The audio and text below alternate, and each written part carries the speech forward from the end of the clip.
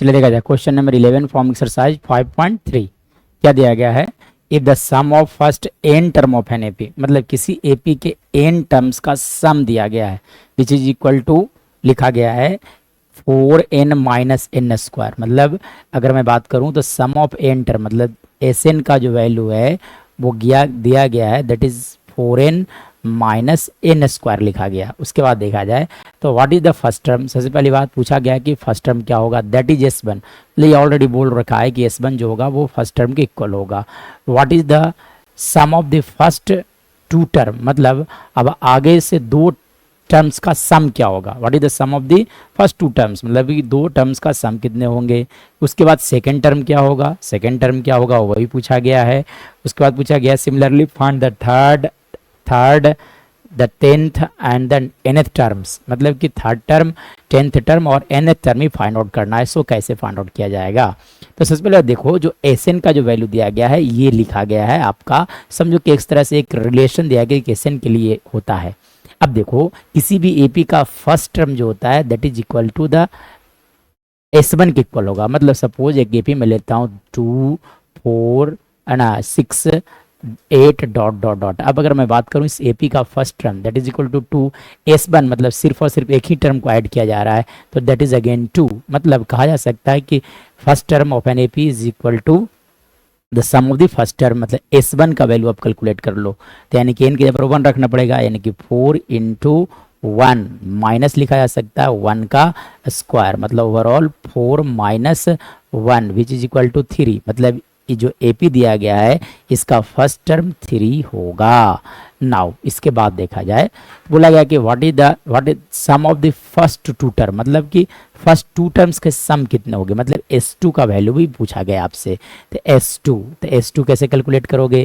तो देखो इस n के यहाँ पर 2 रख दिया जाए, मतलब आप लिख सकते हो 4 इंटू 2 माइनस 2 का square which is equal to 8 minus 4, मतलब इसका वैल्यू आ गया 4।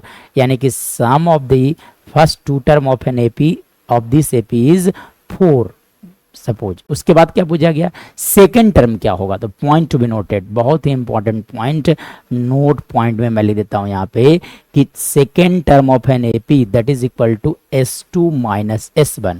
अगर नहीं विश्वास है तो इस एपी से आप समझ सकते हैं। चलिए देखिए S1 sum of the first term that is 2, S2 मतलब कि दोनों टर्म को आप ऐड कर दो तो 2 plus 4 which is equal to 6। अब आप क्या करो S2 में से S1 घट सब्ट्रैक्ट करो, यानी कि 6 minus 2 which is equal to 4।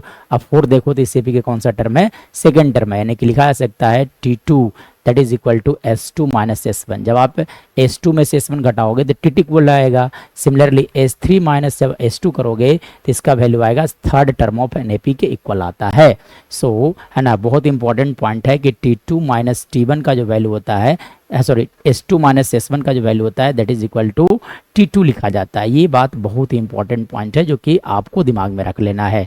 चलिए तो यानी कि T2 second term of this AP that is equal to T2 क्या लिखे जाएंगे S2 माइनस S1। तो S2 देखो कितने 4 माइनस S1 कितने थे 3, यानी कि 4 minus 3 which is equal to 1। यानी कि अगर मैं बात करूं तो एपी जो होगा उस एपी का फर्स्ट टर्म अगर बात किया जाए तो देखो इस एपी का फर्स्ट टर्म कितने थे 3 है ना, सेकंड टर्म कितने हैं 1। मतलब देखो तो -2 सब्ट्रैक्ट होते जा रहे हैं, 3 से घट करके 1 हो गया, मतलब कितना घटा है -2। 3 -2 जब करोगे तो वैल्यू आएगा 1, यानी कि 1 में से जब -2 सब्ट्रैक्ट करोगे दैट विल इक्वल टू -1। आगे लिखा जा सकता है -3 डॉट डॉट डॉट, यही हमारा एपी होगा। क्या पूछा गया था, फाइंड द थर्ड टर्म, मतलब इस एपी का थर्ड टर्म क्या होगा ये भी हम लोग को फाइंड आउट करना था।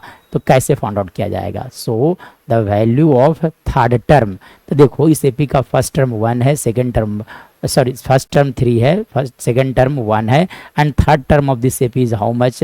देखा जा सकता है क्लियरली कि third term of this AP is -1, direct देखा जा सकता है। और यू कैन से कि T3 का जो वैल्यू होगा that is equal to S3 minus S2 के इक्वल होगा। चलो आप S3 कैसे कैलकुलेट करोगे, तो यहाँ पे रख सकते हो आप 3, तो यानी कितना लिखा जाएगा 12 माइनस 9 है ना, 12 माइनस 3 का square that is equal to, एक मिनट गलती हो गया, ठीक है। चलिए अब देखिए जब आप T2 S3 का वैल्यू कैलकुलेट कर लो। कैसे का वैल्यू निकाल लो? S3 का। तो S3 कैसे कैलकुलेट करोगे? That is equal to 4 into 3 minus 3 का स्क्वायर, मतलब 12 माइनस 9, और इसका वैल्यू आ गया 3। So its value is, we can say यार 3 है ना। इसका वैल्यू कितने होंगे? 3 माइनस अब S2 का वैल्यू कितना था देखो 4, यानी कि कहा जा सकता है कि 3, यानी कि third term of this AP is -1, और वी हैव फाइंड आउट कि ये डायरेक्टली भी तो हम लोग फाइंड आउट कर चुके हैं। चलिए थर्ड टर्म आ गया। उसके बाद पूछा गया था कि इसका 10th टर्म क्या होगा, what is it's 10th term, यानी कि इस एपी का 10th टर्म पूछा गया था। सो 10th टर्म कैसे लिखा जाएगा? चलो तो सबसे पहली बात देखो, इस एपी के लिए मैं बात करूं तो इस एपी का 10th टर्म, तो 10th टर्म कैसे निकालोगे? तो इसके लिए लिखा जाएगा a plus n-1 which is equal to 9d। मतलब आप क्या करो, a मतलब कि इस एपी का first term that is 2 plus 9 into D मतलब common difference of this AP is -2, यानी कि 3 माइनस 18, और इसका वैल्यू आ जाएगा -15, यानी कि इस एपी का 10th टर्म जो होंगे that will equal to -15। Now इसके बाद अगर बात किया जाएगा तो nth टर्म भी पूछा गया था, तो tn बराबर लिखा जाता है a plus n-1 into D. मतलब इस एपी का फर्स्ट टर्म देखो तो 3 है, प्लस n-1 इंटू डी, और common difference of this AP is -2, so we can write here -2। मतलब यहाँ से लिखे जा सकते हैं 3 माइनस 2n प्लस 2, मतलब ओवरऑल इस एपी का nth टर्म जो होगा that will equal to 5 minus 2n। So we have find out the nth term of this AP. ठीक है।